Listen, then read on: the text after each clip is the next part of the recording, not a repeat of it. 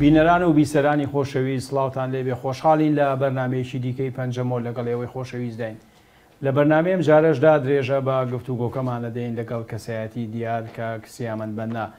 ئەندامی پێشووی کۆمەڵەی خوێندکارانی کورد و هەروەها لە پێشمەرگە سەرەتاییەکانی قیادەی مۆقات و بۆ ماوەی 6 ساڵ و نیوی سەفیر بووە لە وڵاتی هۆڵەندا وەکو سەفیری حکوومەتی عراقی. کاکسیامەند بەخێر بێتەوە بۆ بەرنامەکەمان. هەر بژی هەر خۆش بن. ئێمە لە ئەڵلقەی پێشوودا باسی ئەومان کرد کە تۆ کە یەکێک بووی لەو قوتابیە زیرەکانەی کە لە نێو کۆمەڵی قوتابیە هەڵبژێردای تو چوویتە بەریتانیا. حەزەکەم ئەوەمان بۆ باسکەی ئەو کاتە کوردی زۆر لێبوو لە بەریتانیا کە ئێوە چوون؟ تقریبا لە 30 حتا 33 کوردی لێبوو. ئەمەش کە چوین ئەو وەجبەی بەعسەی ساڵی 62 تقریبا 10 کەس دەبووین. بەڵێ. ینی ژمارەمان لە چلی تێپەڕ بوو. بەڵێ. ئەو کاتە کۆمەڵی خوێندکارانی کورد هەڵبەتە من پێم خۆش بوو کە زیاتر لەسەر کۆمەڵی خوێندکارانی کورد بە تایبەتی لە ئەڵلقەیەکە قسە بکەین. ینی چالاکییان هەبوو کێ بوونەوانەی کە بەرپرس بوون کۆمەڵی خوێندکاران بۆ خۆی لە ساڵی 56 وابزان دامەزراوە. ئەگەر کەمێک باسی ئەومان بۆ کۆمەڵی خوێندکارانی کورد لە ساڵی 56 لە شاری ویسبادن لە ئەڵمانیای غەربی وەختە دروست بوو لەلایەن چەپکەک لە گەنجی کورد وەکو ئەسمە شەریف و نورالدین زازە و سعدی دزەیی و ئەسمەش وەکو گوتم ئەوانە دەستیان پێکرد کە دەستیان پێکرد ڕەسەن لە سویسرا و ئەڵمانیا پاشدان لە ئینگلتەرا لقیاندانە کە تەڵەبەی لێبوو لە ئەوەی غەربی. با ساڵی 58 لە ئەوروپای شەرقی کە وەختە لە ژێر سەیتەرەی شیوعیان بوو و زەمالەت یەکجار زۆریان دەدا بە عێراقیان. ژمارەی کورد لە ماوەی 1-2 ساڵ گەیشتە سەدەها و تقریبا 1000 لەوێش لق پەیدا بوو. لەبەر زەحمەتی و تەکالیف و مەساریف و ئەوانە سەرکردایەتی و سکرتارێتی لقەکەی چووە پراگ لە چکۆزلۆڤاکیا چونکە هەرزانتر بوو لەوێ شت و کەرەستە و تەبع و نووسین و شتیاوەتر بوو. بەڵام بۆ چالاکی ئینگلتەرا و بەتایبەت لەندەن محوەری چالاکیەکان بوو. پاڵپشتی ئەو کۆمەڵەی بە دەرەجەی ڕئیسی میر کامەران بەدەرخان بوو کە پسپۆر بوو لە جامیعەی سەربۆن خۆی و خێزانەکەی کە پۆلۆنی بوو زۆر یارمەتی دەدا زۆر ئەوەی دەکرد و لە لەندەنیش مامۆستای نەمر تەوفیق وهبی بوو کە ئەمە گەیشتین ساڵی 62 شیوعیەکان مسەیتر بوون لەسەر کۆمەڵی خوێندکارانی کورد. کۆمەڵی خوێندکارانی کورد ناوەچی یەکجار زۆری پەیدا کرد مؤتەمەری ئیتیحادی تەلەبەی عالەمی ساری 59 لە سینەمەی خەیام لە بەغدایە. ئیتر هەموو میلەتی کورد استقبالی ئەسمە شەریفی کرد لەگەر وریا ڕەوانزی بەبیرم دێ حتا لە کەرکووک ترومبێلەکەیان هەرگرتن بە ترومبێلەوە هەندە سومعەتەکی گەورەیە بوو. میلەتی کورد هەندە بێکەس بوو هەندە بێسەروبەر بوو. پارتی دموکراتی کوردستانی هەبوو ئەوە شتێک بوو ڕەدیفی بی بوو لە دەرەوە. ئەنجا کە خەبەر دەهات حەفلەچیان کردیان جلی کوردیان لەبەر کردیان بەیانە چالاکی گەورە و گرنگ ئەوە لە کوردستان دەبووە جەژن. یعنی گوتم ئەسمە شەریف ئەوەل ئەوە بووە تەنها بارزانی نەمر ترومبێلەکەی هەرگیراوە ترومبێلەکان هەر لەسەر ئەوەی هەرگرە عالەم هەندە شەعبیەت و ئەوەی زۆر بوو. طبیعی ڕووداوەکانی مؤتەمەری ئیتیحاد تەلەبەی عالەمی زۆر باش نەبوو بۆ کورد حتاش عەرەبی شیوعی و ئێرانی کە ئێرانی کۆنفەدراسیۆنی هەبوو عەرەبیش عەلە ئەساس یەسارین و شیوعینە ڕەفزی کەلیمەی کوردستانیان کرد. لە 59 لە 59 مؤتەمەری ئیتیحادی تەلەبەی عالەمی لە بەغدا لە سینەمەی خەیام کرا. ڕەفزی کەلیمەی کوردستانیان کرد. نیقاشەکی یەکجار زۆر کرا بەڵام نوێنەرانی وڵاتە ئەفریقیەکان هەموو بەبیرم دێ کە بەحث دەهات ئەو وەختە تەلەبەی متوسطە بوو کامیرونم بەبیر دێتن کە کامیرون و ساحل العاج ئایڤەری کۆس و بچەن ئەوەک الحاحیان دەکرد کە دەبی ئەو ناوە قبول بکرێ و کوردستان هەیە عەرەب ڕەفزی دەکرد وەلەو شیوعیش بوون فکرەکەی چیە سەرکەوت ینی ناوەکە قبول کرایان نەکرا بەرێ ئەوەی نوێنەری ئەو وەختە ئەحزابی شیوعی چێکۆسلۆڤاکیا و ئەوانەی قوتابیانی چێکۆسلۆڤاکیاوانە ئەوەیان کرد کە شتەکە تەعجیل بیتن بۆ مستەقبل چونکە ڕۆژێک تەواو لەسەرەوەی سەرف کرا بۆ مناقەشاتێکی زۆر توند و تیژ ئیتر شتەکە تەعجیل کرا مراندیان باشە مامۆستا معقولیت چییە کە مەسەلەن تەلەبەیەشی کوردکەن با نوێنەری حیزبی شیوعیش بێ دژی ئەوە بێ کە وشەی کوردستان بەکاربێتەوەمانە ئەمە چ فکرێ ئەو وەختە ئەو فکرەی کە برابۆەوە هەروەها لە ناو کوردی شیوعی کە ئێمە نابی ئەمە ئینعیزالیەتیان پێدەگوت ئەو وەختە پارتی و نەتەوە حەزی کورد ناویان لێدەندرا ئینعیزالی و شۆڤێنی تعبیری شۆڤێنی طبعاً لە بۆ کورد نابیتن کە شۆڤێنی دەبیت دەسەڵاتدار بیت کورد قەت دەسەڵاتدار نەبووە بەڵام ئەو مناقەشەی ئەواندایان کرد کە ئەو ڕۆکە ڕۆژی سەختی بربەرەکانی ئیمپریالیەتە ئەو ڕۆکە ئەوجی عەزەمەتی شەڕی مان و نەمانە دژی ئیمپریالیەت لەبەر ئەوە ئەو شتی سانەوی و ئەوانە دەبی ئەمە لە بیرکەین شەڕی مە و خەباتی مە و تێکۆشانی مە هەموو بەرامبەر لادانی ئیمپریالیەتە هینانەدەی سۆشیالیزمە بەو ناوەی عینی شت بالمناسبە ئیسلامیەکان لۆ ئەنگۆ بەحسی کورد دەکەن ئەمە یەک میلەتین ئومەت الئیسلامی ئیستعمار ئەمەی جوایز کردیتەوە ئیستعمار ئەمەی پرپت کردیە ئەمە دەسیسەی ئیستعمارە کە ناوی کورد دەهات ڕەسەن ئیستعمار دەهاتە ناو شتەکەی کەواتە ینی شیوعیەتیش و ئیسلامیەکانیش لەو مەسەلەی بالضبط عینی ئەوە بوون لە یعنی ئەو ئایدیۆلۆژیە جیاوازانە بالضبط هات بۆ چوونەکەیانی یەک بوو بەرەسبەت قەزیەی کورد و نەهینانی ناوی کوردستان و نابی بەحسی کورد بکرێ بە هیچ شێوەیە بەڵام چالاکیەکانی کۆمەڵی خوێندکاران لە ئەوروپا درێژەی کێشاوە ئەنجا چالاکیەکانی بریتی بوو لەوەی بە تایبەتی بناغەکەی لەندەن بوو کە ساڵانە مەزەلەکی دەردەکرد بە ناوی کوردستان بەعزە بحوث و ئەوەی زۆر تێدا بوو ئەو مەجەلەش طبعاً تەکالیف و مەساریفی ئەوەی لە هەندێک دەوڵەمەندی کورد و لە ناو تەڵەبە کوردەکان کۆم دەکراوە ئەوە لەسەر جامیعات کە قسمی دراساتی شەرقی و ئەوانەی تێدا بوو دەناردرا لە ئوسترالیاوە ئەمریکاوە لە بەریتانیا لە هەموو ئەوروپا دوو بۆ بەعزە سەفارات دەنێردرا لەو کاتێک کە کورد هیچ نوێنەرایەتێکی و ناوەک و کەسی نەبوو لە دەرەوە ئەمە شتەکی گرنگ بوو تەنها شت بوو بەنا بۆیە کوردی زۆر بە گرنگی دادەنا لە ڕۆژنامەی خەبات هەفتانە ئەگەر نەرێم ڕۆژانە بەحسە چی کۆمەڵەی خوێندکارانی کورد بوو لە فلان جێگا نەورۆز کرایە لە فلان جێگا ئەوە کرایە مزاهرە کرایە لە فلان جێگا بەحسی ئەوە کرایە طبیعی ئەو وەختەش بەحسی هەر چارپارچەی کوردستان بوو بەڵێ کەواتە بە ئەو پرسیارە بکەم مامۆستا کوردی هەر چوار پارچەی کوردستان ئەندام بوون لە کۆمەڵی خوێندکار بەڵێ بەرام زۆربەی زۆری کوردی عێراق بوون بەم تاکە تا کوردی سووریا کوردی تورکیا و کوردی ئێرانیش تێدا بوو بەڵێ بەڵام ئێوە چالاکیەکانتان زیاتر ڕووی لە عێراق بوو و دژی عێراق بوو یاخود بە گوێرەی هینەکان ینی بە دژی تورکیە و سووریا و ئەوانە ئێرانیش چالاکیتان هەبوو بەڵێ طبیعی بەحسی ئەوانیش دەکرا ئەگەر تۆ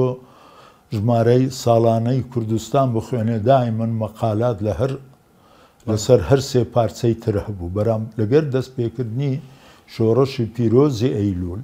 تەرکیزەکە کرا چونکە هەموو زەخمی میلەتی کورد و خۆشیان کوردپەروەری هەر سێ پارچەکەی تر ئەوانیش حەزیان دەکرد تەرکیزەکە لەسەر کوردستانی عێراق مامۆستا ئێمە باسی کۆمەڵاکەینەوە باسی کۆمەڵی خوێندکارانەکەینەوە ینی بەڵام ئەو کاتە لە کوردستان بە تایبەتی ساڵی 62 63 یعنی شەڕگەرمە بێ و ئینقلابێکی عسکەریەکرێ لە بەعسیەکان هێنە سەر حکوم. بەعسیەکان دەستیان کرد بە قڕکردنی شوێیەکان. شوێیەکان بەشێکی زۆریان ڕویان کردە کوردستان و ئەمانە لە کوردستان چۆن پێشوازیان لێکرا. باسیەوە کرێ کە باڵی بڵێ نزیشی مەکتەبی سیاسی ئەمانە ینی بە شێوەیەکی باش مەعامەلەیان لەگەڵ نەکردوون، بەڵام ژەنڕاڵ بارزانی باوەشی بۆ کردوونەوە. ئەمە لەلایەنی تاریخیەوە چۆنە؟ باڵی مەکتەبی سیاسی زۆر دژی شوعیەکان بوون و دەیانویست بە عینی شێوە معاملەیان لەگەر بکرێ کە بەعسیەکان کردبوویان. تند و تویژی زۆر بوو مابینیان. بەڵام طبعا ژەنەرال بارزانی ئەوەی بە هیچ شێوە قبول نەکرد، گوتی باوەشیان بۆ دەکەینەوە ئەنە جوز ئەکن لە ئەوەیمە و دەتوانن شۆڕەشەکەی مەش دەوڵەمەندکەن لە ناحەیە ڕۆشنبیری لە ناحەیە عەسکەری، چونکە ژمارەی زۆر لە زابتەکان ئاخرەت و بزانە حزبی شوعی بۆ ماوەی 4 ساڵ لە 58ەوە مهمترین دەستگا بوو، مهمترین ڕێکخراو بوو، باڵ و دەستی هەبوو لە ناو هەموو دەستگایەکانی ئەمنی و عەسکەری و مەدەنی عێراقدا. گوتی ئەمە دەبی سوودیان لێ وەرگرین، برایەتی خۆمان لەگەر عەرب ئیسپات بکەین، لە بۆ شۆڕش دەوڵەمەند بکەین. بەس هیچ سوودێکیان بە شۆڕش گەیان دوایی 63. بەڵێ ئەمن دەتوانم برێم ژمارەیەکی زۆر لە زابتە هەرە باشەکان وەکو مقدم ڕوکن کافی محەممەد نەبەوی، ملازم خودر، پاڵەوانی هەندرێن، زۆر لە ئەوەکان کاکسامی خۆی شوعی بوو، هیچ پەیوەندی بە کورد و بە ئەوە نەبوو. هات پاش چەند ساڵ بۆ ئەندامی سەرکردایەتی شۆڕش. ئەوان ژمارەی زۆر لە تەکنیکی و لە ئەوانەی خەبیر بوون و لە بۆمبا و لە تەیارە و لە لێزان هاتن دکتۆر، زۆر سوودیان لێ وەرگیرا. مامۆستا باسی کاکسامیت کرد، حەزەکەم پرسیارێکە ینی شتێکی مێژووی ئەو کاتێک کە وازام لە لەندەن بووە، ڕاستە ئاڵێن کە ئەو زیاتر خۆی بە شوێری زانی و خۆی بە کورد نەزانیەوە؟ ئەندام نەبوو لە کۆمەڵی خوێندکارانی کورد خۆی بە کوردانە ناوە و خۆی بەچی داناوە؟ خۆی دادنا لەوێ فکرێک هەبوو عێراقیەت سەتی. یعنی من شتێکت پێ برێم کە ئەمە چووین سکرتێری کۆمەڵەی خوێندکارانی کورد لە ئەوروپا برادەرێک بوو زۆر محتەرەم، تارق لوتفی دەرویش، خەڵکی ئامێدی شوعی بوو و بەڵام ئیمانی بە دەولەت و بە بزوتنەوەی کورد و بە ئەوەی کورد نەبوو، ئیمانەکی زۆر توندیان هەبوو کەوا تەنها بە ڕێگای شوعیەت و مارکسیەت بەشەریەت ڕزگاربوونی هەیە. لەبیر نەچی کاکە کاوە ئەو وەختە ئەوە ئەوجی عەزەمەتی حەربی باری دەبوو. نووری سەعید قسەکی زۆر مەشهوری هەیە، گوتیتی ئەگەر دەتەوێ شیوعیەکی بنەڕەتی باش دروستکەی خەڵک بنێرە لەندەن، ئەگەر دەتەوێ ڕەسمالیەک و دوژمنەی شیوعی دروستکەی بیانێرە رووسیا.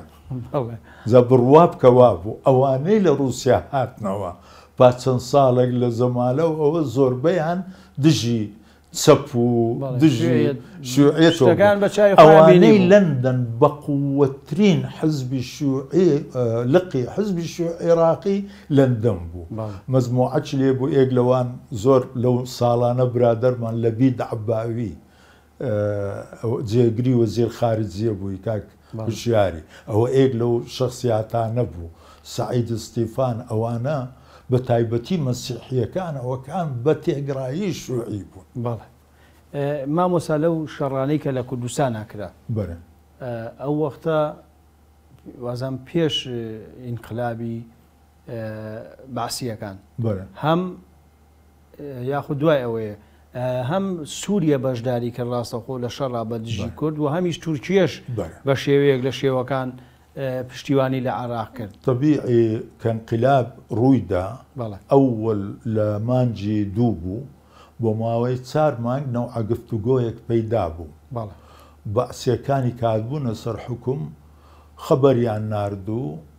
بارزانیش پێخۆش بوو و مؤتەمەری کۆیەش ڕوویدا کە شتێکی مێژوویی بوو. ئەوەل جار لە مێژووی کورد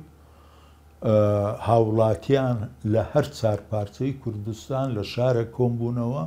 و شاری کۆیەش هەر بۆی بچینەوە سەر ئەوەکەمان بۆیە هەڵبژاردرا چونکە لە ناحەی ئاستی کوردایەتی و هوشیارەتی و هەروەها ئەمانەت باوڕی شوێنێکی زۆر زۆر نایاب بوو ڕەسەم بوو کە عالەمەکە چوون تەبعەن ژمارەی یەکجار زۆر تەوزیع بوونەوە وەختە ئوتێل و زیافە و شتیوان نەبوو هەرچەند کەسەی دەچۆ ماڵەکی مەسەرەن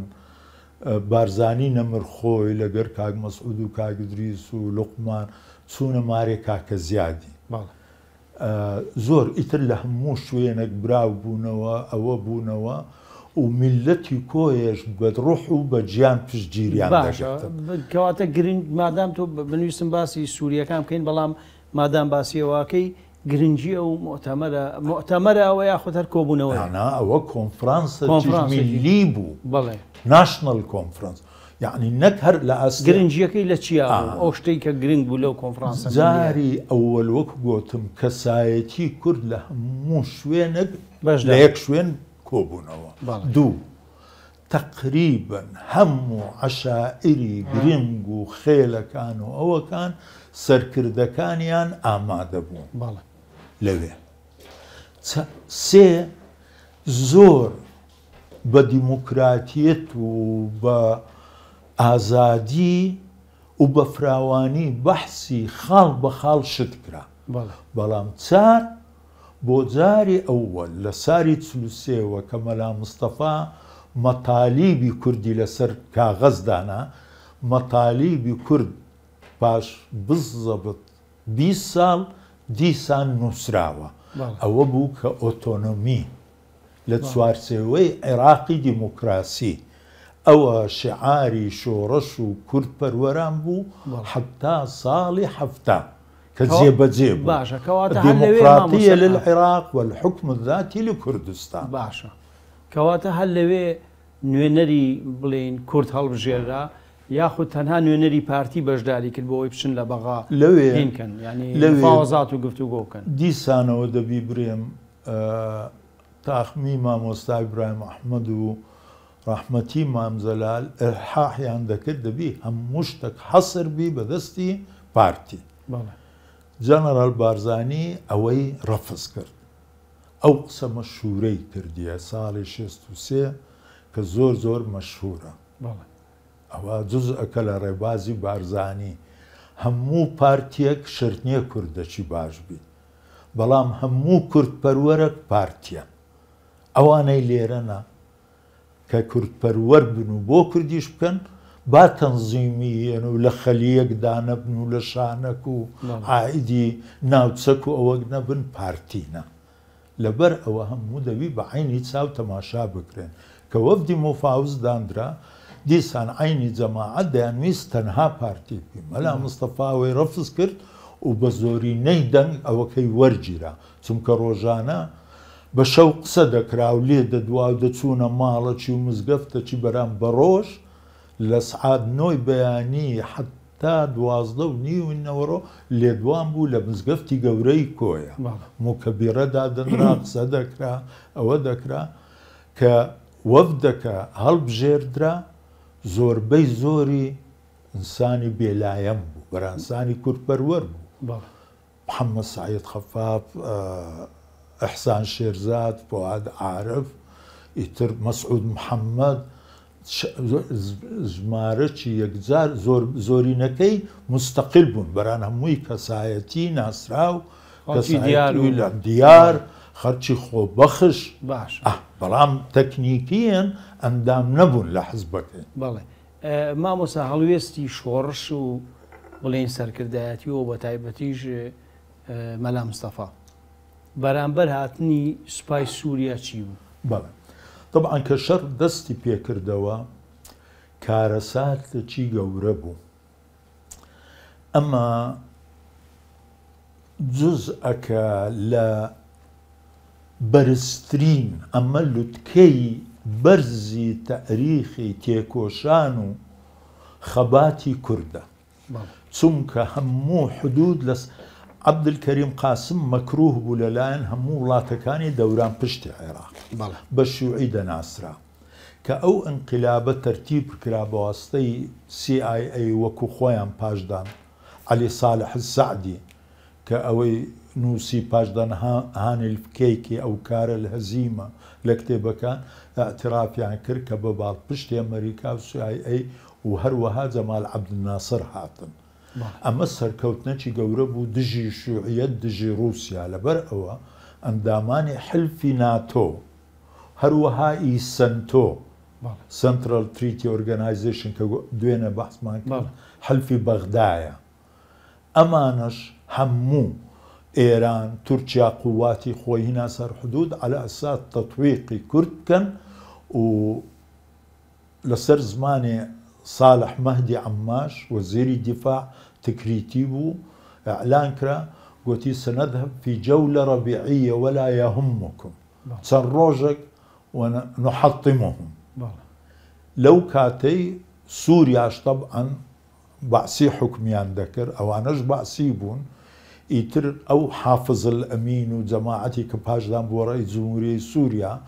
هاوکاری و هاوپەیمانی خۆیان بۆ بەعسی عێراق نیشان بدەن قوات یەرمووکیان نارد بە قیادەی کابرایەکی ناوی فەهد شاعر بوو عەقید بوو زۆر قەومیەکی متەتەرف دژمنەکی کورد شعر و سوکایەتی بە کورد چەند ساڵ بوو دەستی ئاخر حرەکەی قەومی لە سووریا لە ساڵی 58ەوە کە وەحدەشیان کرد لەگەڵ قاهرەی زۆر بەدرندانە بەگژی کوردی سووریا چوون جارێ یەکەمین شتیان ناوی هەموو شتێکیان گۆڕی کێلەسپی بووە القبور البەیضا ئێستا ئەو ناوانە عین الئەسەدونا ئەوە هەمووی ناوی کوردی بوو هەمووی گۆڕان هەموو شتەکانیانەوە ڕەفزیان کورد جنسیە و ئەوەی بۆ حسابە بێ ئەو سوپای یەرمووک هاتووە لە سوپای عراقی دڕندەتر بوو زۆر دڕندەتر بوون بۆ سووریەکان گوتینە لێیاندەن و هیچ ڕحمیان پێمەکەن قەت نامانەوێ ئێرە ببتە ساحەی تەدریب بۆ ئینسانی فاشست و شاز دەبی دەرسێکیان فێرکەن فعلا پتر لە 900 عەسکەری سووریا کوژران ئیتر ئەوانەی تریش هەڵاتن هەر پێشوەی شەڕەکە تەواوبی شەڕەکە لە تشرین ڕاگیرە چونکە عەبدولسەلام انقلابی کرد طبعا کورد زەرەرش زۆر گەورەی پێکەوت و انتقامن بۆی بزانی بزەبت 25 ساڵ پێش حەلەبجە هاتن حتا ئەو وەختە لە شارانیان نەدەدا لە شاری کۆیاندا قوواتی خاصیان هینا زۆربەی خانی کەسایەتی و ئەو ئەوانەیان هەموو تەقاندەوە خانی مامم ئێک لەوانە بوو خانی قەسری کاکە زیاد ئەو ئەوانە هەمویان تەقاندەوە عەسکەر هات ئەوی مابوو شارەکە هەمووی هەراتن بەرەو قەراتزێ و شاخ ئەوی مابووەوە پیرەمێرد و پیرەژە هەموویان کوشتن هەندە خەڵکیان لەسەر عەمودی کارەبای هەڵواسی زۆر بە نامەردانە زۆر بە ناپیاوانە ئەنجا لەو کاتەی بوو کە لە کۆیە بوون عەلەمی نوێی عێراقیان دروست کرد کە مصر نەجمەک بوو سووریا دوو نەجمە بوو عەلە ئەساس ئیتیحادەیە عێراق سێ نەجمە لە کۆیان هەڵدا بۆیە کە من پاش ئەوەندە سار بوومە سەفیر قەت ئەو عەلەمەم هەر نەدەگەر مەقالاتم دژ ئەوە دەکرا لە سەفارەی نەمدێر حتا گۆڕا من پاش 6 مانگ لە سەفیرەتیم بەختم هەبوو عەلەمەکان گۆڕی و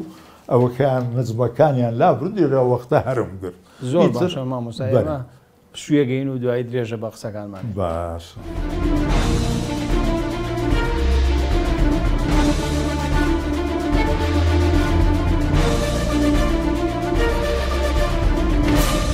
دووبارە سڵاو بە ڕێزان درێژە بە پەنجەمۆرە دەین لەگەڵ کاکسیامەند بەنە کاکسیامەند ئێوە و کاتە لە ئەوروپا بوون لە ئەوروپا بوون ئێوە ئاگاداری ئەو خەبەر و ئەو چالاکی و شتانی کە لە کوردستان نەکرا ئاگادار بوون پێتان گەیشتیان لەگەڵ کوردستان نەچوون بابم ئێک لە ئەندامانی وەفدەکە بووی مفاوزاتیان لەگەڵ حکوومەت دەکرد لە سەر ئۆتۆنۆمی هەموویان جیران و ڕەسەن بەبێ مەحکەمە لە ژووری ئەدامدانران لە سجنی مرکزی بەغدایە کە من خەبەرەکەم پێگەشت تێکچووم ئیتر دەستمان بە فعالیات کرد ئەوەل شتی کردمان ئەو وەختە لەگەر اتحاد طلبة الجمهورية العراقية الشيوعيەکان جووت بووینە یەک حزبی شیوعی بەریتانی ئەو وەختە کابراایك مستەر کۆک سکرتێری عامی بوو زۆر دەرگای بۆ کردینەوە و کوردەکان بوونە مەحوەری ئەوەی بە پشتگیری شیوعیەکان کۆمیتەکمان دروست کرد کە بەرترەند ڕەسڵ فەیلسوفی ناوداری قرنی بیستەم پشتگیری دەکرد و زۆر خۆم بە بەختەوەر دادەنێم سێجار لەگەر بەرترەند ڕەسڵ دانیشتیمە ئەو وەختە فەیلسوفی هەرە گەورەی دنیا بوو تەمەنی گەشت بۆ تقریبا 90-89 ساڵ بینایەکێ بوو کابرا زۆر دەورەمەند بوو لە ناوەندی لەندەن لە پیکادلی سەرکس ناوی لەیەنز هاوس ئەجا دوو سکرتێری هەبوو وەختە تەسجیلی گزکەی ترانزستەر جارێ اختراع نەکرا بوو تەسجیل هەمووی گەورە بوو فلیپسیان گرۆندێک بەکرەی تێدا بوو نەدەتانێت و هەڵ بە کارەبایشی دەکرد ئەجا چیان دەکرد دوو کەس کابرایەکی ئەمریکی ئێکەکی عێراقی خالد زەکی خالد زەکی هەزار ڕەحمەتی لێبی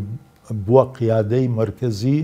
چووە هوار ئەوی شۆڕش بکە بە یارمەتی شۆڕشی کورد بەڵام خیانەتی لێکرا ئەو عەزیز الحاج ڕئیسیان بوو گرتیان و اعترافی لەسەر هەمووان کرد گرتیان کوشتیان جا کابرایەکی زۆر مەرد بوو ئەو خالد زەکیە برادەرمان بوو برادەرم بوو ئەوە بوو ئیتر ئەوە سکرتێری لەگەر کابرایەکی ئەمریکی بەرترەند ڕسڵ بوون ئەمن بەبیرم دێزارەچی تەنها چەند دەقەک وەختی نەبوو بۆ من و ئەوەی تر پرسی گوتم وەزعی کورد چۆن دەبینی گوتی زۆر زەحمەتە چونکەنگۆ بندەستی بندەستن ئەو قسەم قەت لە بیر ناچێ you are under the underdeveloped گوتی ئەو مشکلە ئینگۆ گوتی زۆر بەقووەتە ئەنجا فعلا ساڵی 64 دانا ئەدەم شمس مەشهورترین سەحەفی کریسچن ساینس مۆنیتەر بەقووەترین زەریدەی ئەمریکی هات مەلا مستەفا پێشەوازی لێ کرد لە مقابلەکەی گوتی ئەتوو ئەوە چل سارە خەبات دەکەی لۆ کورد بە هیچ نەگەیشتیان مەلا مستەفا جوابەکی زۆر ئەوەی دەدا گوتی ئەگەر کیلۆمەترێک بەحرمان هەبایە ئەگەر دوژمنەکانمان ئەوروپی بانایە ئەمە ئەووەل کەس دەبووین چونکە نە لە ئازایەتی نە لە عەقڵ نە لە قەرار دان لە هەموو کەسەکتر زیاترین بەرام بەداخەوە دوژمنەکانی خۆمان بندەستن و ئەوەنە کە عالەم ئەو خەباتەی مەوەکو خەباتی ئەفریقیا و ڤێتنام و ئەوە دانانێ ئەوەیە سەبەبەکە و سەبەبی دووەم ئەتوو حەتا گەیشتی ئێرە چمان بەسەر هات چ سەرف کرا سێ مانگە تو خەریکی جلکت دەگۆڕی بەناو گوندی تورکیا دێی و بەوێ ئەوە حەتا بگەی ڕۆژێک ئەمن ببینی گوتی حرەکاتی تر هەند بەحری هەیە وڵاتێک یارمەتی دەدا خەڵک دەچی و دێتەوە بە کەیفی خۆی ئەمە دابڕینە مامۆستا ئەگەر بگەڕینەوە سەر مەسەلەی کۆمەڵی خوێندکاران کۆمەڵی خوێندکاران ساڵی 63 کۆنگرێکی گەورەیان کرد لە میونخ لەوێ زۆر جار باسی کراوە من حەزەکەم تۆش چیرۆکی ئەو کۆنگرێ بگەڕیتوانی چۆن بوو ئەمە کە چووی بەشداری کرد یعنی مامزەلال هات لەوێ نوری شاوەیز لەوێ بوو هەزار ڕەحمەتیان لێبیتن و جەواهری شاعری ناوداری عەرەب مؤتەمەرەکە هەفتەی خایان لە شاری میونخ کوردە شیوعیەکان بەشداریان کوردە شیوعیەکانیش بڵێ زۆر بەقووەت هاتنە پێش ئەوە بوو کە تەقدیمی دووەممان کرد بۆی ببینە ئەندامی اتحادی تەڵەبەی عالەمی IUS International Union of Students ئەجا لە ئانی مؤتەمەر طەبعاً ڕۆژی افتتاحەوەوانە جەواهری شەعرە موهیمەکەی گوت کە هەموومانی شێت کرد شعب دعائمه الجماجم والدم يتحطم الدنيا ولا يتحطم باسم الأمين المصطفى ئیتر عالم وەکو شێتمان لێ هات استحشت سيرم هذاك ئەو شیعرە بە قوتەی کە تەسیری بەڵێ ئەوە تەسیری لەسەر هەمووان کرد بووە هەڵا بووە ئەوە ئەنجا طبعا مناقەشات دەبوو شت دەبوو قەرارات دەرچوو بە ئەوەشی ئەوە بۆ ئێواران سعات 6 تەواو دەبوو دەچوین ئیسراحەتێک نانمان دەخوارد پاشدان هەر لە ئەوە خۆی دارت تەلەبە بوو لە ئەوەکە دەچوینە قاعەکی دادەنیشتین ئیتر مامجەلال دەهات قسەی بۆ دەکردین جا لێرەدا قابلیەتی مامجەلالت بۆ باس کەم شەوی ئەوەلیان ئەمن لە سعات تقریبا 9:30 بوو دانیشتین حتا 3:04 بەیانی 3 جارەمەی بە گریان هینە بە شعر و بە قسە و بە حماسەت و بە ئەوە تقریبا 5 جاریش بە قاقای پێکەنینێ ئەو قابلیەتەی ڕەحمەتی ئەوە شخصێک بوو یعنی بۆ لێدوان و بۆ قسەکردن و بۆ ئەوە کم کەسم دیتەوە لە ئەحمەد تەوفیق ئەو نەوعە ئەوەی هەبوو قسەی دەکرد و جەزبی شعوری خەڵکی دەکرد و نزم و بەرز و لەحنەکەی ئەوە چونکە زانینی پێدەوێ ئەوە عەرەب لە جاهلیەی لە کنیان فەنێک بوو شتە هەموو کەسێک ئەوەی پێ ناکرێن ئەنجا مؤتەمەرەکە ئەو هابوو وفود دەهات طبیعی ئەحزابی شیوعی هەموو دنیا پاڵپشتی کوردی دەگرت جمهوریەی مەنغۆلیای کە جوز ئەکبوو لە اتحادی سۆڤێتی بەڵام دەنجی لە ئەمەی متحدە هەبوو مەشهور بوو ئینەر مەنگۆلیا جمهوریەت مەنغۆلیا داخل ناوی بوو تەقدیمی ئەوە چی کرد بۆ ئومەی متحدە مەجلسی ئەمن کە لەو ساڵەی مناقەشە بکرێ بە عمومی طبعا تورکیا و ئێران و عەرەب و ئیسلام و دنیا هەمووی شێت بوون ئەمەش ورەمان بەرز بووە مەنغۆلیا بڕوا بکە بۆ ساڵی چەند بوو ئەوە ساڵی 63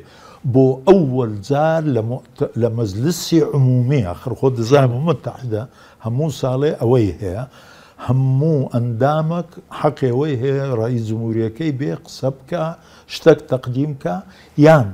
تەقدیمی پێشنیارە بکە ئەوان تەقدیمی پێشنیاریان کرد کە کوردستان حرەکەتی تەحەرڕوریە و نابی بەو شێوە معاملە بکرێ و ئیستیهاد بکرێ مامۆستا ئەوە خۆیان بڕیاریاندا بوو یاخود رووسیەکان لە پشتی طبعا سۆڤێت چونکە خۆی سەتەلایتی ڕووس بوون یعنی عائیدی ئەوە بوون رووسیا جمهوری مەنغۆلیا عایدی سۆڤێت بوون بەران ئەندام و لە ئومەی متحدە ئیتر بەڵام هەرکە ئینقیلابی عەبدولسەلام ڕوویدا سەحبیان کردەوە و وازیان لەمان هینە هەر ناوی کوردیشیان نەیناوزار باشە ئەوە هۆکارەکانی داخلی بوو یاخود لە دەرەوە تورکیە و ئێران و ئەوانە کاریگەریان نا دیارە ئەوە کە زانیان شتەکە جددیە طبعا هەموو ئەو دەوڵەتانە یەک بوون و الحاحیان لەسەر سۆڤێت کرد و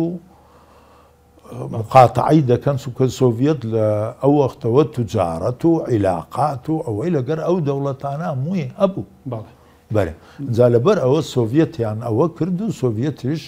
سەحبی کردەوە و شتەکە و دیسان وەکو ساری 46 و پشتیان لە مەهاباد جمهوریە مەهاباد کرد پشتیان لەمە کردەوە دیسان بەڵێ مامۆستا لە کوردستان بەداخەوە لە دوای 64ەوە ئیتر تا ڕەنگە هەتا ئێستش ناخۆشی دروست بوو جیابوونەوە دروست بوو ئەمانە کاریگەریان چی بوو لەسەر کۆمەڵی خوێندکاران ئێوە مەسە کورد و کرمانجی بڵین جەلالی و مەلایی ئەوەی کە دروست بوو لە کوردستان لە ئەوروپاش دروست بوو دروست نەبوو ئەمە کە ئەوە بوو طبعا بابرێن جەماعەتی ئیبراهیم محمەد و مامجەلال مسەیتر بوون یعنی جەماعەتی حزب چونکە حزب بوو حزبەکەش ئەوان بوون تەنزیمیەن خەڵکەکە مەسئولی لق ئەوانە هەمووی ئەوان بوون ڕەسەن تەجمیدی فعالیات کرا طبعا بۆ ماوەی ساڵێکی فعالیات بەردەوام بوو دژی حکومەت و قسەکردن بە حکومەت و ئەو شتانە بەڵام لە 65ەوە کە چوونەوە ناو حکومەت و ڕێککەوتن لەگەر بەغا و عەبدولسەلام و بابرێن ئەو وەختە ناویان لێ دەندرا جاشی 66 بە سەراحەت بە عەلەنی چونکە جاش سێچارنەوە هەبوو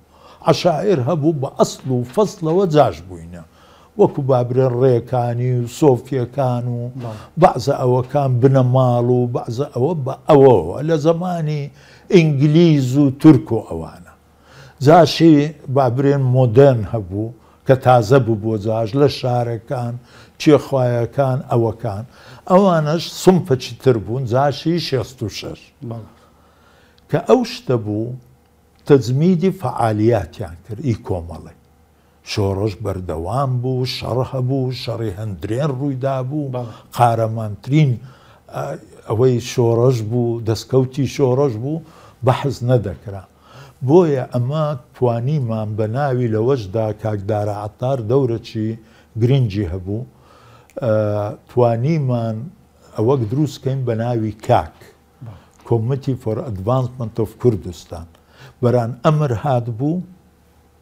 لە جەنەڕڵ بارزانی خۆیەوە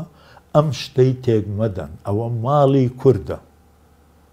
ڕۆژێک دێ کە حزب بە ئەوە دەکەنەوە بە غەڵەتیان هەر پێکەوە دەبین تێکی مەدەن تو بزانە ئەو حکمەتەی لەبەر ئەوە ئەمە لە ناوی ماینەوە و بە تایبەتی لە شوێنێکی وەکو بەریتانیا زۆر سوودمان لە ئەخلاقی ئینگلیز کرد کە ئەمە ڕۆژە لە پەرلەمان دەبووە هەڵا و هۆریا مەعبەینی حزبی عمال و حزب محافظین بەرام پاشدان پێکەوە دەچوونە باڕەکەی و بیرەچیان پێکەوە دەخوارد و ئەمەش نەورۆزمان ئەمەش وەمان گەنج بووین داهاتین قیژە قیژ بە یەکتر قسە ڕەخنە بەران کە شەوێ تەواو دەبوو مەسەن 3 ڕۆژ دەچوینە باڕەکەی پێکەوە قسەمان دەکرد و ئەومان دەکرد و ئاش دەبووینەوە ئەو ڕێکخراوی کاکە کاک ئەوە یعنی جیاواز بوو لە ئەوە جیاواز بوو لە کۆمەڵی خوێندکارە بەرێ ئەمە جیاواز بوو ئەعلامی شۆڕش بوو هەرچی بەیاناتی دەهات لەسەر شەڕ کە حکوومەت کارە ساتەکی بەسەر کوردەینا گوندێکی دەسووتان خەڵکی دەکوشت و ئەدام دەکرد ئەعلام و دیعایە و پەیوەندی بە سەحافەت بەردەوام بوو سوحفی دەچوونە کوردستان بە تەجمیدی وان بۆ ئەوەی ئیشەکەی کورد ڕانەوەستا ئیش ئەعلامی کورد هەروەها لەو فترەیدا دکتۆر مەحموود هەر یەک دوو سارەی جارێک دەهات دکتۆر مەحموود دەورەچێ حەتا برەی گرنگی هەبوو لە ئەعلامی شۆڕش و لە عیلاقاتی شۆڕش یەکەم شخصەکی حەتا برەی بتوانە ئەگەر پێ درێم ڕەنگبی بڕوانەکەی بە قەوان لە لەندەن خۆی فێری ئەڵمانی کرد بە شێوەیەکی وا جارێکیان سوحفی ئەڵمانی هاتن قسەیان لەگەر کرد بوو گوتیان تخوا ئەومان لەگە نازانی ئەوە شخصی دووەمە لە شۆڕش با ئەو ببتە متەرجممان چونکە شاخەوان کە 8 ساڵ بوو لە ئەڵمانیا وەکوی ئەڵمانی نەدەزانی فەڕەنسی باشی دەزانی ئینگلیزەکەی پەرفەکت بوو شخصەکی بەسیط بوو بێ ئەوە بوو کە دەهات لە ئوتێلی شتیوان نەدەماوە لەگەر دارە عەتاری مەسەن لە ژوورەکەی دۆشەگەیان دێن ئێک لەسەر ئاردەنووز ئێک لەسەر قەرەوێلەکەی بینەما عەسمە شەریف بەبیرم دێ کابراکی زۆر محتەرەم و ڕێک پێ لە هێڵتن لە جارێک لە کۆبوونەوەی گوتم ئەمە معقولە تو بچێ هەڵتن شەوی بە 10 پاوەند بووە یعنی تقریبەن 11-12 دۆلارە ئەتوو معقولە گوتی ئەمن تێدەگەم مەقسەدە چێ بەڵام وەکو نوێنەری شۆڕش خەڵک دەبینم و خەڵکی محتەرەم و دەبی مەقام و شوێن و جێگایەکە لا من ناتانم بچمە بێدام برێکفەسە و جێگای سەرخۆش و ئەوی زۆر هەرزان و شتی وایە جا دکتۆر مەحموود دەورەی فعلەن لە شێستەکان زۆر گرنگی هەبوو باش مامۆستا کۆمەڵی خوێندکاران حەڤە لەقی هەبوو زۆربەی لەقەکانی جوازام لە وڵاتی شیوعیەکان بەڵام چالاکیە گرنگەکان هەمووی لە وڵاتانی لە ئەڵمانیا و فەڕەنسا بەران پاشدان کە کاک جەمال عەلەمدار هاتە سوید لە سکەندەناڤیا دەورێکی گەڵک باڵای هەبوو بەرام مرکزی ڕئیسی و پارە و تەمویل و ئەوە لەندەم بوو. باش ئەی بۆچی هیچ کاتێک کۆنگرەی کۆمەڵی خوێندکارانی گشتی لە لەندەن نەکرا؟ ئەوەڵەن لەندەن زۆر گران بوو بەنسبەت هەموو وڵاتەکانی تری ئەوروپا. دوو ڤیزەدانی مشکلە بوو، 6 مانجی پێدەچوو. سێ هەموو سارێکە زۆربەی کۆنگرەکان لە بەرلین بوو، چونکە جەماعەتی ئەوروپای شەرقی حتا ئەو وەختە عوملەی ساعیبە ڕووبڵ و زلۆتی و ئیهەنگاریا و ئەوانە مبادلەی پێ نەدەکرا، قیمەتی نەبوو لە غەرب، عوملەی ساعیبە نەبوو، ئەوانیش پارە و دۆلاریان نەبوو، زۆربیان تەڵەبەی زەمالە بوون، بەڵام دەیانتوانی سەفەر و وەکو گەشتیار وەکو لە عوتڵەی داهاتن حتا بەرلینی شەرقی. لەوێش کۆنگرەمان لە بەرلینی غەربی دەکرد لە جامعەی حڕی ئازاد. لە ئەمریکا ئێوە ئینتان هەبوو مامۆستا؟ لە ئەمریکا دەوریان هەبوو، دکتۆر شەفیق قەزاز دەوری هەبوو، محەممەد سعید دۆستچی دەوری هەبوو، چالاک جوانڕەوی دەوری هەبوو ڕەحمەتی خوای لێبی. ئیتر زۆر خەڵکی لێ نەبوو، بەڵام ئەویش زۆر لێزان بوون، شارەزا بوون، مەجموعەتی باش لە خەڵک دەوران پشتی خۆیان کۆ کردەوە. خۆی فعالیت لە چیدا دێ ئەتوو بەتەنێ هیچ پێ ناکرێت، 100 کوردیش تەچی پێن بەرامەتوو کە دوو شخصی گرنگ، دوو سیاست مەدار، دوو سوحفی، دوو مترانی کەنیسەت کۆ کردەوە و ئیمانی بە قسەی تو بوو، وات کرد بەیانەکرد بۆ دەرکا، ئەو وەختەتانی سەدەها کەس پەیدا بکەین. مامۆستا ئەو وەختە وەکو ئێستا تەلەڤیزیۆن و ڕۆژنامە و شتیوانە بوو، بەڵام کۆمەڵی خوێندکاران چەند گۆڤار و ینی ڕۆژنامەیە گۆڤار زیاتر گۆڤارتان هەبوو؟ جگە لە ڕۆژنامە و گۆڤارشتێکم خاڵەکەم لە بیر چوو. ساڵی 63 چووین سەفارەی عێراقمان داگیر کرد لەکوێ؟ لە کەنزینگتن لە لەندەن. 40 کەس بووین، ئەمن ئێک لەوانە بووین. فلیمەکە مایە ئەگەر بەدەستم کەوی ئەوە دەکەم ڕەسەن بۆی بزانی چەند پشتگیری حکوومەتی عێراقیان دەکرەوە وەختە. ڕەسم پۆلیسی ئینگلی ئەمە بە تەمام بووی لەوێ ئزراب عن الطعام بکەین، خۆمان لەوێ ئەوە کرد و پۆلیسی ئینگلیزی بە ماوەی 1 سعات داخل بوون، ئەمەیان یەک بە یەکگنجا دەست و لاق دەبرد لە ناو وانەکەی دادەنا کۆپیون، ئەمەیان بردە سجنی مارەلبۆن، ئێوارە شەوەکەی لەوێ بووین. دووەمین ڕۆژ حاکم هات گوتی سەر و پاوەنە چ بدەن غەرامە و بڕۆن، گوتمان نایدەن دەمانەوە بچینە سزن، گوتی دەبڕۆن وەکو برێ ملتان پشت بەرڵایان کردین. ئەمەش چوینە سەر جادە نە سەحافەت ئەوەی دەکرد جگە لە دەیلی وەرکرد زەریدەی حزبی شیعەکان تر هەر احتیمامیشیان پێ نەدان، وەڵای تر 1-2 سعات ماینەوە پاشدان چ بکەین نیە خۆ ناتوانی بچین جارش تر سەفارە وەڵا شتەکەمان واز لێ. ئەی باسی ڕۆژنامە گۆڤارەکانی خۆتان ئێوە جگە لە گۆڤاری کوردستان بەرە وابزان پێشمەرگەتان هەبوو نازانم؟ بەڵێ ئەوەی پێشمەرگە هەبوو. ئەمن پاشدان لە کاردف 11 ئەیلولم ئەوە دەکرد بە عەرەبی بۆ عەرەبەکان، ئەوە چی تایبەت ئستایەک دوو ژمارەم لێ مایە لەو ئەوەیدا دروستمان دەکرد بۆ عەرەبەکان. ئیتر ئەلامیەن زۆر پێشکەوتوو بووین، ئەمە بەڕاستی باشترین جۆرنەلیستی بەریتانی هاتوچووی کوردستانیان دەکرد، قسمەچیان کتێبەکانی خۆیان نووسیە، ئەوەکانی خۆیانەوە کردیە، پەیوەندیمان بە هەموو سەفارات و شت دەکرد، بەیاناتمان دەناردەوەمان فەزەح دەکردن. باشە مامۆستا و سەفارەتەکانەکەی کەواتە باو پرسیارەکەم زۆر جار باسی پەیوەندی کورد و ئیسرائیلیەکان یاخود دروست بوون، ئێوە لەگەڵ سەفارەتی ئیسرائیلەوانەش علاقەتان هەبوو؟ ئەی کێ پەیوەندی کورد و ئیسرائیل چێ دروست؟ پەیوەندی هەبوو لەسەر ئاستەی بەرز، ئاستی بەرز، لەسەر ئاستەی بەرز، لە ئاستەی من نەبوو. ئەمە شتێک بوو چونکە شۆڕەشی کورد و قیادەتی شۆڕەش و جەنەڕەڵ بارزانی خۆی زۆر حەکیمانە بۆ ئەو شتانە، بۆ چوونی بۆ ئەو شتانە زۆر حەکیمانە بوو. مەسەڵەن یەک لەو شتانە کە زەختی لەسەر دەکرا و لەلایەن سوحفی شتی وە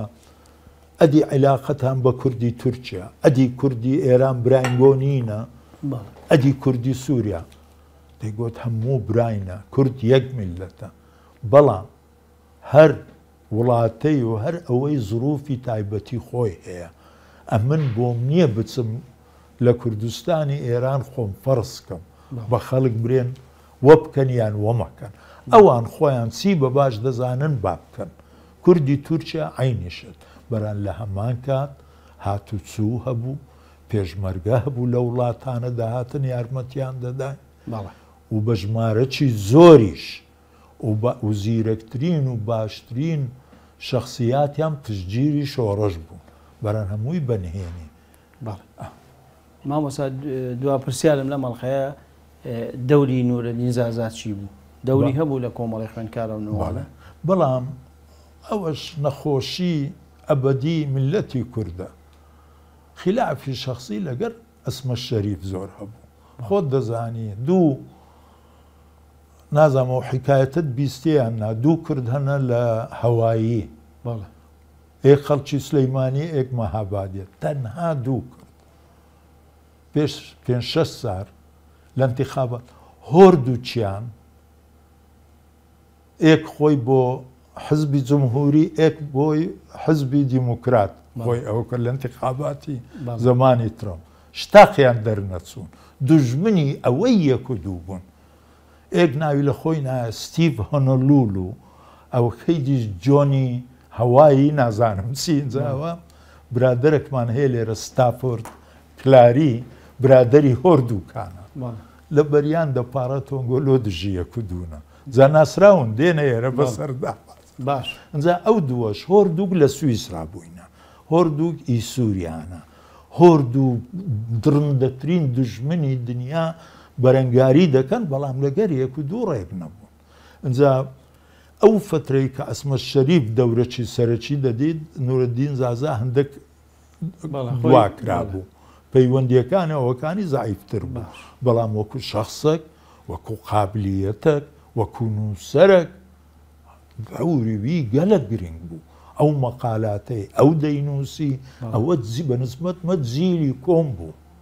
لە چلەکانەوە خۆی دایان بووە سویسرا. زۆر باشە مامۆستا، ئێمە لێرەدا کۆتایی بە مەڵخەی بەرنامەکەمان لێنین. لە ئەڵقەی داهاتوودا باسی دوای 11 ئازار بە تایبەتی ئەمەوێت زیاتر باسی کۆمەڵی خوێندکاران کەین، جیابوونەوەی کۆمەڵی خوێندکاران لە ساڵی 1976 بە تایبەتی لەسەر قساکەین. بینەران و بیسەرانی خۆشەویست بەم شێواتینە کۆتایی ئەڵقەی جارەمان پێکەوە پڕۆمێ ئەڵقەی داهاتوو دەبینین و بەخواتانە سپێر. لەسەر ئارەزووی هەموو میلەتی کورد ڕۆژنامە نووسێکی بەریتانی داوا لە مەلا مستەفاکە بیرەوەریەکانی بنووسێت. بە حەقەت جێگای شانازیە بوو من، ئەوە ئێک لە شتەکانی کە فەخری پێ دەکەم. وەرجێر بووم لای بارزانی نەمر، پاش 75 هەموو بوونە پیاو باش و ڕەخنەگر و کتێبنووس و هەموویان لەسەر ئەستۆی مەلا مستەفا دانا. شەوی 10 ئازار کە ئێزگە ئاخر شەوی بوو، بەیان دەرچوو بە عەفوکردنیان ئەنگۆ برای منە فەرمونون وەرنە باوەشمان. کۆمەڵی خوێندکاران دەوری چی بوو؟ ینی ئەو دەورە گرنگی خۆی هەرما بوو؟ ئەوە بوو کە ئێزگای تر نەما لە زیاتوی زەریدەی تەئاخی ئازاد بوو، مهمترین زەریدەی شەرقی ئەوسەد. لە ناحیەی عاتفی ئیسرائیلی زۆر هاوکار بوو، بەرام لە ناحیەی مەبدەئی هاوکار نەبوو.